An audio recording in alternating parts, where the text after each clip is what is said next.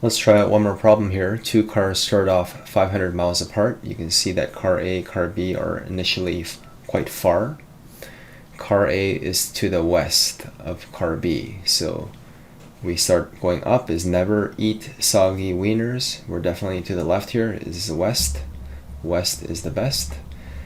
And it says here, car A starts driving to the east. So car A is moving to the right. So this distance is getting closer and closer at 35 miles per hour.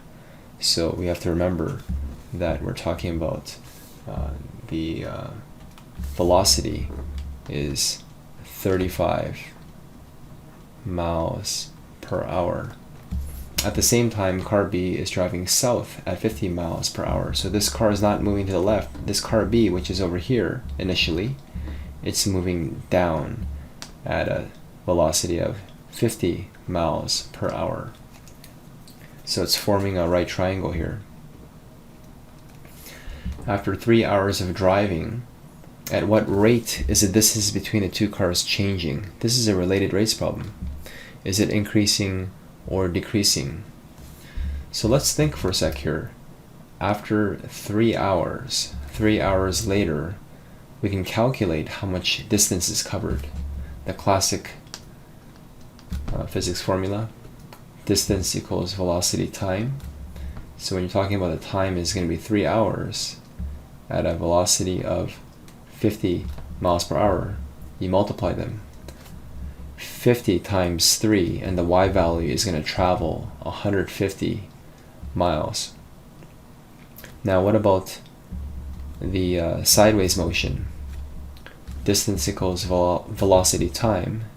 So the amount traveled is going to be 35, the velocity, multiplied by 3. It's going to be 90 plus 15 is 105 traveled. So when car A is traveling to the right 105, this used to be 500, but 500 minus 105 is going to be the leftover of the right triangle here. So x is going to shrink down a bit, and it's going to become 395. So now we know the x value of this right triangle, and we know the y value of the right triangle. And we're interested in z, or z, because the question is asking for at what rate is the distance between two cars changing.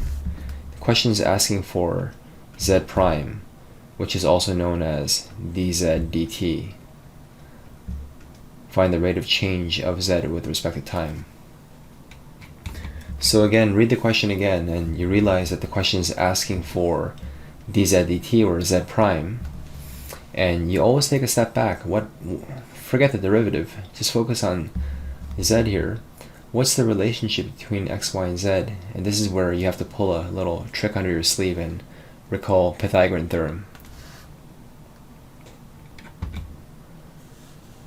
So we know that Pythagorean theorem states that the hypotenuse squared, z squared, is equals to x squared plus y squared. And we previously calculated these values. You take the square root, and you actually know at the moment in time what the actual value of z is, which is around 422.5-ish. Now, what other information are we given? We're trying to find z prime, and we're given that x prime, or dx dt, is negative 35. Now let's focus for a sec here. We're looking at this triangle here, and notice how the x value, this is like a width, it's decreasing. So dx dt, or the rate of change of the side length, is definitely going to be a negative number because x actually is decreasing. So it makes sense that x prime is negative. Now what about y?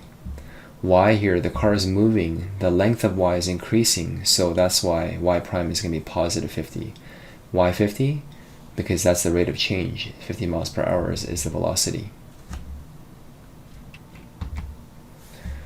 Now what is the Pythagorean theorem here? We have z squared equals x squared plus y squared, and these are the variables we're dealing with. We have lots of givens already, and all we have to do is to plug in all these different givens that we have information about, is to differentiate.